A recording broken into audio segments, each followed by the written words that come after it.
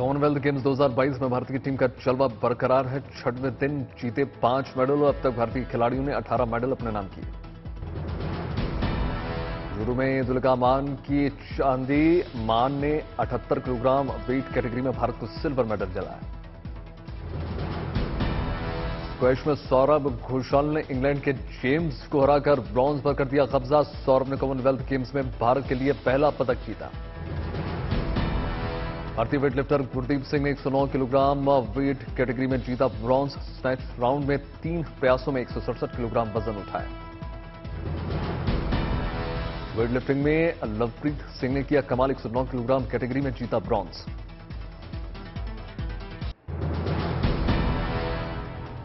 Track and field event में भारत को मिला पहला पदक। तेजस्विनी शंकर ने हाई जंप में ब्रॉन्ज मेडल अपने नाम किया।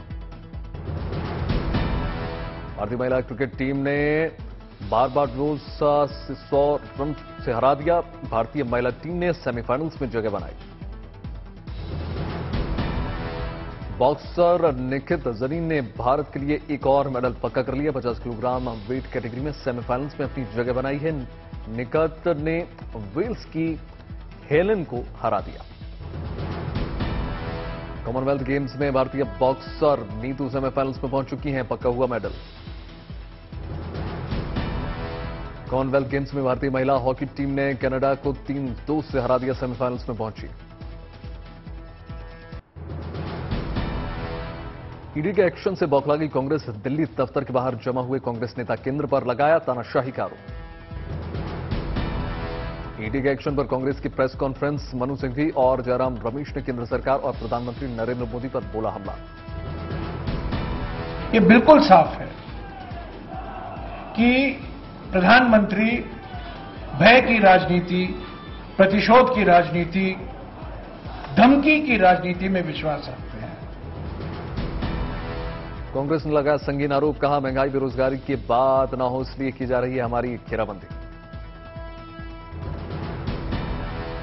राहुल गांधी ने बीजेपी सरकार पर साधा निशाना, कहा बीजेपी 2-3 उद्योगपतियों के लिए ही करती है काम।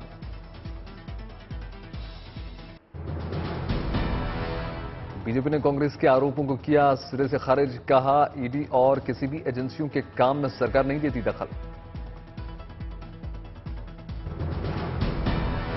नेशनल हेराल्ड मामले में ईडी की बड़ी कार्रवाई। दिल्ली में यंग इंडिया का दफ्तर सील। नेशनल हेराल्ड परिसर में यंग इंडिया प्राइवेट लिमिटेड का दफ्तर सील, बिना इजाजत दफ्तर न खोलने का निर्देश। ईडी की कार्रवाई के बाद बढ़ाई गई सोनिया और राहुल गांधी के घर की सुरक्षा। कांग्रेस दफ्तर की भी सिक्योरिटी बढ़ी।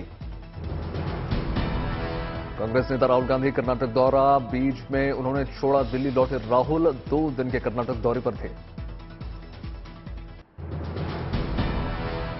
पश्चिम बंगाल में ममता मंत्रिमंडल में बड़ा फेरबदल, शामिल हुए 9 नए मंत्री। राजभवन में नए मंत्रियों का हुआ शपथ ग्रहण समारोह। कैबिनेट में शामिल हुए बाबुल सुप्रियो, स्नेहाशीष चक्रवर्ती, पार्थ भौमिक, उदयन गुहा, प्रदीप मजूमदार भी बने मंत्री।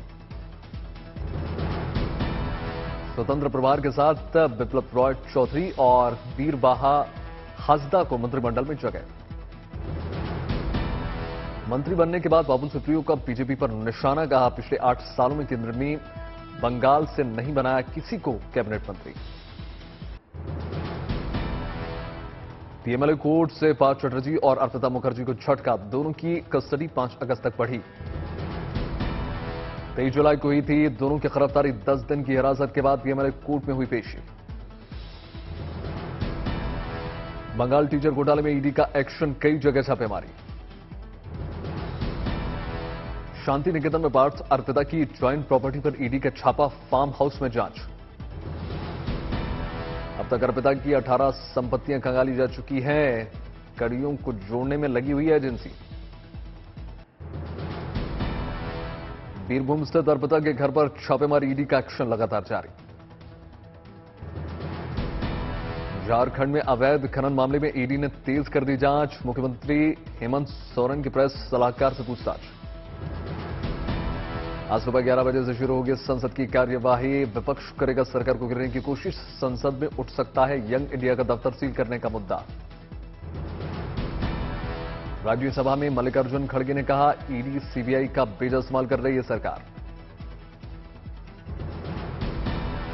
संजय राउत की गिरफ्तारी पर राज्यसभा में बोली प्रियंका चतुर्वेदी, कहा महाराष्ट्र में कानून और संविधान की अनदेखी हो रही है। आम आदमी पार्टी उपराष्ट्रपति चुनाव में मार्गरेट अल्वा को करने जा रही समर्थन। केजरीवाल के घर हुई बैठक में लिया गया फैसला।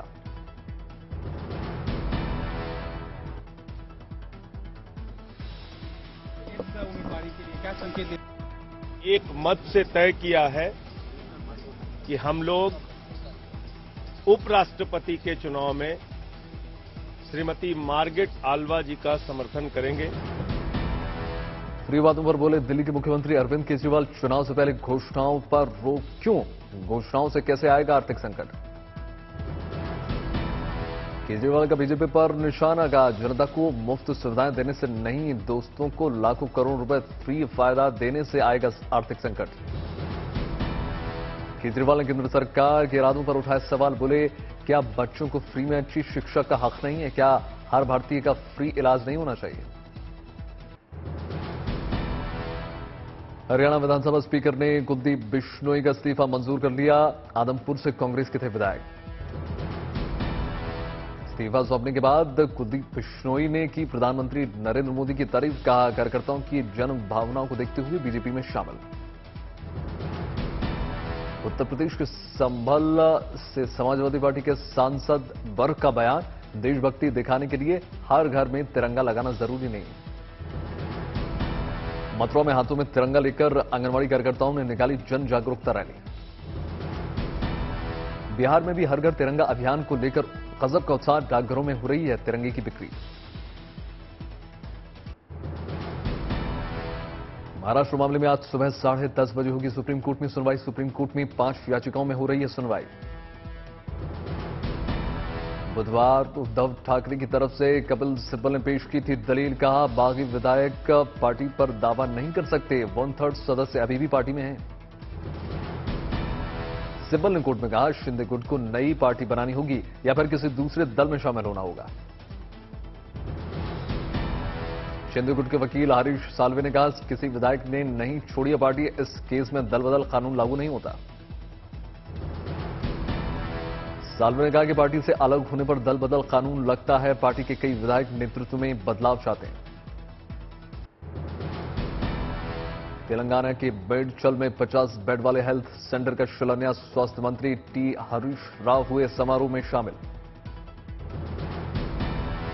भारत के फॉर्मूला 1 रेसर नारायण कार्तिकेयन ने बेंगलुरु में किया 2 कार स्टूडियो का उद्घाटन। मध्य प्रदेश के मुख्यमंत्री शिवराज सिंह चौहान ने 8 जिलों में वृक्षारोपण कार्यक्रम को वर्चुअली किया संबोधित, का यह कार्यक्रम धरती को बचाने का महत्वपूर्ण अभियान। अगरतला के आईजीएम अस्पताल में ब्रेस्ट मिल्क बैंक की शुरुआत हो चुकी है। अस्पताल के डिपार्टमेंट ने दी जानकारी। पंजाब के बरनाला में स्कूली बच्चों की नेक पहल, लोगों को प्लास्टिक का इस्तेमाल न करने के लिए कर रहे हैं जागरूक। लोकसभा में central university amendment bill pass हो चुका है। यह बिल केंद्रीय विश्वविद्यालय अधिनियम 2009 में करता है संशोधन। हरियाणा के पूर्व मुख्यमंत्री ओम प्रकाश चौटाला को दिल्ली हाईकोर्ट से बड़ी राहत, आय से अधिक संपत्ति मामले में मिली जमानत। उत्तर प्रदेश के मुख्यमंत्री योगी आदित्यनाथ ने गोरखपुर में विकास कार्यों की रखी आधारशिला, 10 नई इलेक्ट्रिक बसों का किया शुभारंभ। राजकीय पॉलिटेक्निक छपरा में छात्रों ने बनाई सोलर एनर्जी से चलने वाली ई साइकिल, फुल चार्ज होने पर लगातार 50 किलोमीटर चलने की क्षमता। पटना में देखा आजादी के अमृत महोत्सव का उत्साह, हर घर तिरंगा अभियान के तहत बिहार के डाकघरों में मिलेगा तिरंगा। ट्रेन से यात्रा करने वालों के लिए गुड न्यूज, कोरोना काल में रद्द 114 ट्रेनों को फिर से किया गया शुरू।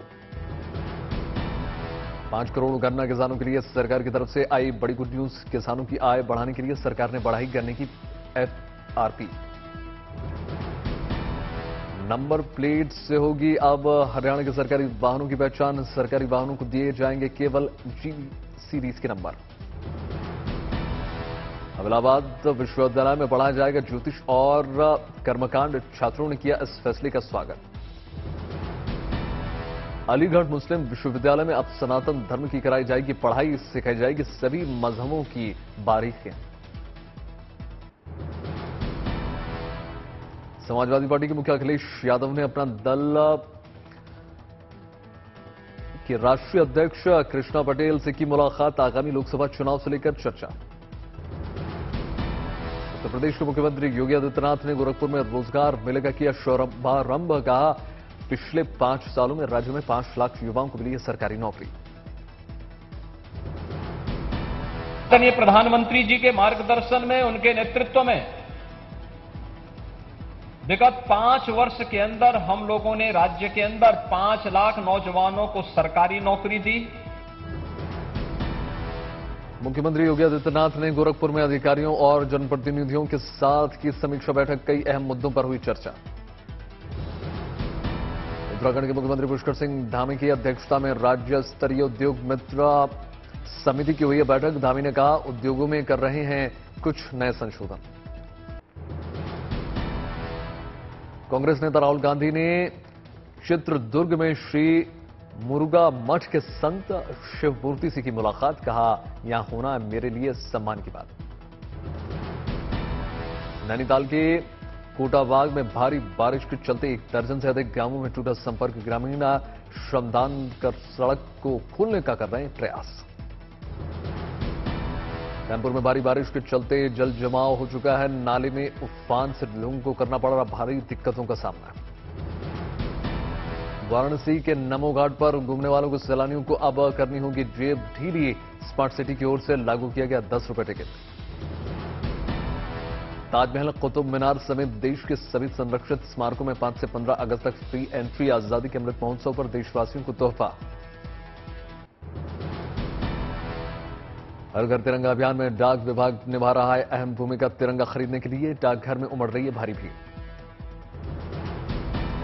हर घर तिरंगा अभियान के तहत गुजरात से सतना आए 1,99,000 तिरंगा झंडा रिजेक्ट वापस भेजे गए। मध्य प्रदेश के भोपाल में क्लर्क के घर पर ईओडब्ल्यू की छापेमारी। 85 लाख रुपए कैश बरामद। गरबा आयोजन पर 18% जीएसटी का विरोध। जूनागढ़ में आप कार्यकर्ताओं ने किया विरोध। राजस्थान के फतेहपुर शेखावटी में तेज बारिश से गिर गई हवेली। मलबे में दबे बाइक और सामान। मंकी पॉक्स को लेकर स्वास्थ्य मंत्रालय की गाइडलाइंस जारी। लोगों को बताया मंकी पॉक्स से बचने के लिए क्या करें क्या ना करें।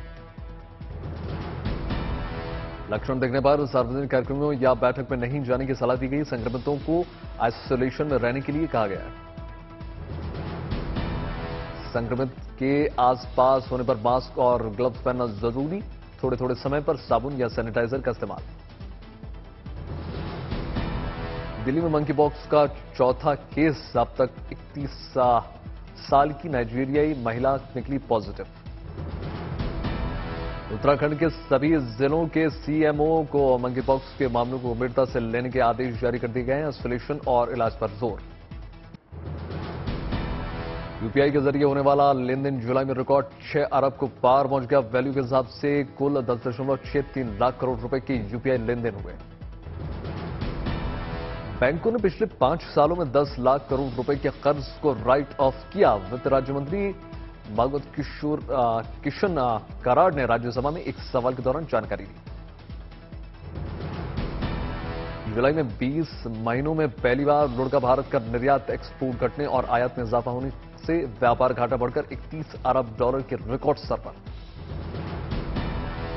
डॉलर के मुकाबले रुपया करीब 5 हफ्तों के निम्नतर स्तर पर पहुंच चुका है। कच्चे तेल की कीमतों में आई कमी और 9 महीनों के बाद जुलाई अगस्त में विदेशी निवेशकों की वापसी से ने मजबूत कर दिया रुपए।